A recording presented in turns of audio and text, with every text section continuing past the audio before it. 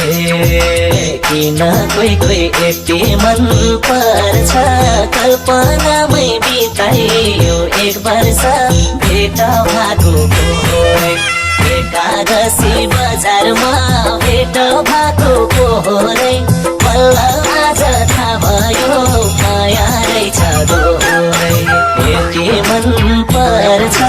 कल्पनामै बिताइयो एक वर्ष भेट भएको पोहोरै एकादशी बजारमा भेट भएको पोहोरै बल्ल आज थाहा भयो माया रहेछ दोहोरै एकादशी बजारमा भेट